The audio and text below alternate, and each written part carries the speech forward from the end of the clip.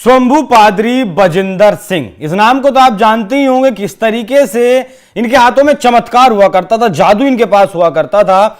कोई भी बीमार हुआ, किसी के भूत प्रेत का साया किसी के ऊपर हुआ, कोई चल नहीं फिर पाता था, फिर नहीं पाता था, कोई गरीब था, इनके पास सबका इलाज था। लेकिन अब कोर्ट ने इनका इलाज कर दिया है और इन्हें जेल भेज दिया है। तब तक ये जेल में रहेंगे जब तक जिंदा रहेंगे। दरअसल 2018 में रेप का एक मामला इनके ऊपर दर्ज किया गया था, दोषी पाए गए हैं उस मामले में और उम्र कैद की अब पास्टर बजिंदर सिंह को सजा मिली है। इससे पहले 15 साल पहले भी एक मर्डर के केस में ये जेल जा चुके हैं और फिलहाल मतलब हालेलुया गैंग का अगर सबसे बड़ा सरदार मैं इस आदमी को कहूं तो शायद गलत नहीं होगा, क्योंकि महिलाओं के शोषण के साथ साथ आदिवासी समाज को या फिर गरीब लोगों को लालच देकर धर्मांतरण भी यह इंसान करवाता था। तस्वीरें भी आप देखेंगे, इसके हाथ में कितना जादू था। बैठे हुए सालों से बैठे हुए लोग खड़े हो जाया करते थे। सर मेरे साथ मौजूद हैं इस विषय पर ज्यादा चर्चा करने के लिए हमारे वरिष्ठ सहयोगी पंकज प्रसून। सर बहुत बहुत स्वागत। इसके कर्मकांड क्या है उन पर चर्चा बाद में करेंगे, लेकिन ये जो कोर्ट का फैसला आया ये कैसा है आपके लिए?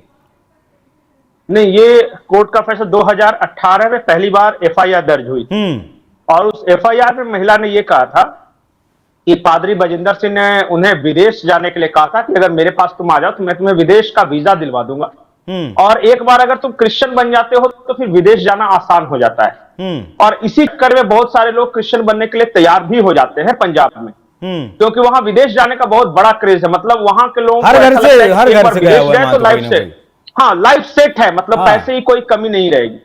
तो उसी चक्कर में ये महिला गई इनके पास और एक अपार्टमेंट में बुलाया, लुधियाना के एक अपार्टमेंट में, और वहां कुल 6 लोगों पे आरोप था कि 6 लोगों ने मिलकर इनके साथ रेप किया। और वही एफआईआर, वही केस में आज इनको उम्र कैद की सजा मिली है। तो ये तो हो गए इनके जो ये मौजूदा जो केस है वो क्या केस था। दूसरा बात, इसमें जो एक एंगल मैंने बताया ना कि पैसे का एक बहुत बड़ा एंगल है। ड्रग्स, लड़की, शराब, सेक्स और पैसा, ये पांचों मिलके ये कन्वर्जन का रैकेट चला रहे हैं। इस बजिंदर सिंह के पास इतने पैसे थे कि ये अपने प्रोग्राम्स की लाइव टेलीकास्टिंग करवाता था और बड़े बड़े स्टार्स को बुलाता था। और आप देख सकते हैं कि पंजाब के मुख्यमंत्री के साथ भी इसकी तस्वीरें थी। ये थी पैसे की ताकत। दूसरी जो वजह यह थी कि विदेश जाने वाला, जो मैंने कहा, पंजाब में लोगों को ऐसा लगता है कि एक बार ईसाई धर्म अपना लिया तो विदेश जाने के रास्ते खुल जाएंगे। और बहुत सारे लोग आपको क्रॉस, जो वो पता चला कि जो बलजिंदर है वो विक्की हो गया और देवेंद्र हो गया, डेविड हो गया। इस तरह आपको नाम बहुत मिलेंगे, हैप्पी, डेविड, विक्की, इस तरह के। वो अपने आप को अंग्रेज टाइप का दिखाना चाहते हैं ताकि बाहर का वीजा और दूसरे देशों में जाने का रास्ता आसान हो जाए। एक तो दूसरा फैक्टर ये था। तीसरा फैक्टर वहां है ड्रग्स। ये जितने भी ये क्रिश्चियन मिशनरीज हैं, ये शराब, ड्रग्स में, नशे में नौजवानों को धकेलते हैं। और एक बार जब नशे का वो आदी हो जाता है तो उसको कोई फर्क नहीं पड़ता कि वो हिंदू रहे, मुस्लिम रहे, सिख रहे, ईसाई रहे। उसको जो बोलता है वो अपनाने के लिए वो तैयार हो जाता है। ठीक है। इनकी रैलियां निकलती थी बड़ी बड़ी। चौथा जो फैक्टर है लड़की, ये कहा जाता था और इस तरह क्रिश्चियन मिशनरीज पंजाब में फैला रहे हैं कि अगर एक बार आप ईसाई बन जाओ और विदेश चले जाओ तो गोरी मैम मिलेगी। और पंजाब में भी उन्हीं से अंग्रेज लड़कियां पटेंगी जो कि ईसाई बन चुके होंगे। ठीक है। तो बहुत सारे नौजवान उस चक्कर में भी आते थे। इस पर चर्चा करूंगा। करने का तरीका था, मॉडस ऑपरेंडी है इनका। मैं चाहता हूं पूरी तरह फ्रॉड है, फर्जी है और ये लोगों को बरगलाने का तरीका। ये 420 थी जिसको इन्होंने रिलीजियस परिवर्तन, जो ईसाई बनाने का नाम देकर बहुत पैसे कमाए। ठीक है। मैं चाहता हूं एक बार पीड़ित जो है इस मामले की पूरे की, उन्होंने इस पूरे मामले पर क्या कुछ कहा, सुनवाई का जरा एक बार।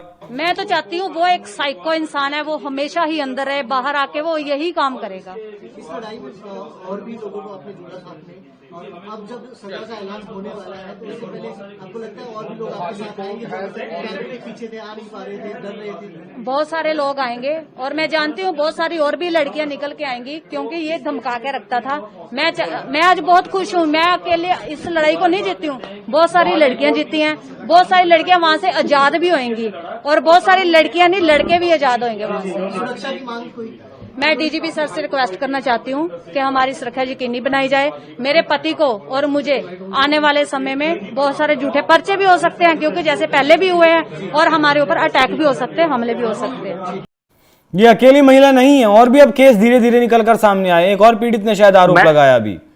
नहीं, मैं तो कह ही रहा हूं कि सीरीज वहां लड़की एक फैक्टर है। ईसाई बन जाओ, विदेश भेज देंगे, विदेश चली जाओगे, तुम पे हमारे पास पैसे की कमी नहीं रहेगी सर। वही वो आपने जो कहा थी ना अभी एक लाइन कि इसके पास पैसे की कमी नहीं थी, वो पैसा कहां से आता था? क्योंकि चंडीगढ़ के ताजपुर जो सबसे पहले इसने चर्च की शुरुआत की, उसके बाद church of glory and wisdom से मिनिस्ट्री शुरू की, और फिलहाल भारत में 20 ब्रांच है और विदेश में 12 ब्रांच है इसकी। कहां से खोलता है इतना पैसा लाता कहां से है? जेल में रह के आया? नहीं देखिए, नहीं, तरीका क्या है? ये क्रिमिनल टाइप का आदमी है। हाँ, ये पैसे के लिए कुछ भी कर सकता है। यहां से पैसे इस बात के लिए कमाता है कि तुम मुझे पैसे दो, तुम ईसाई धर्म अपना लो, मैं तुम्हें विदेश भेज दूंगा। और विदेशी ईसाई मिशनरियों से यह कहकर पैसा लेता है कि मैं आपके धर्म का प्रचार प्रसार कर रहा हूं, आप मुझे फंड दो। मतलब दोनों हाथों में लड्डू और सर कड़ाही में है इसका। इस तरह से ये काम करते हैं। आज की तारीख में कोई भी पढ़ा लिखा नौजवान, चाहे वो किसी भी धर्म का हो, जाकर कहे कि मैं इस क्रिश्चियनिटी फैला रहा हूं, और बाहर जाके डोनेशन वगैरह मांगने लगे, 1000, 2000, 5000 डॉलर यूं आ जाते हैं बिना मतलब किसी के भी। यहां के बहुत सारे एनजीओ ये काम कर रहे हैं भारत के, कि मैं मानव धर्म और मानव सेवा करूंगी और क्रिश्चियनिटी फैलाऊंगा, और ये सब करके देखिए सारे लोग अमीर बने पड़े हैं। अभी तो मोदी सरकार आई है तो बैन कर दिया बहुत सारे एनजीओ को, लेकिन एनजीओ का भी यही धंधा था। यहाँ पे विदेश से यही कहकर पैसा लेते थे, और इन आदिवासियों से यह कहकर पैसा लेते थे कि विदेश में नौकरी दिला देंगे। दुबई के शेख के यहां तुम चली जाओगे और तुम्हारी लाइफ बिल्कुल सेट है। और ये तरीका है काम करने का। अब जो करें वो वहां जाके बाद की बात है। चलिए, एक आखिरी सवाल। खबरें आती है, बहुत सारी नहीं भी आती है। और मैं बताऊं, ये जो विजेंदर सिंह था, ये विजेंदर सिंह, ये भारत का सबसे बड़ा चर्च, भारत का सबसे बड़ा चर्च ये बनवा रहा था जालंधर में। सोचिए कितना पैसा आ रहा हो। और पंजाब में तो पागलपन है जी, विदेश जाने के लिए पागलपन है। मतलब वहां जो विदेश नहीं गया उसको समझते हैं जिंदगी में कुछ नहीं किया, वो फेलवर लड़का है। किस हद तक वहां क्रेजी हैं लोग। और आसपास के लोगों को देखते भी है ना कि जो एक बार विदेश चला गया तो वहां से पैसे भेज रहा है, उसकी बिल्डिंगें हो गई, मैं तो गरीब का गरीब ही रह गया।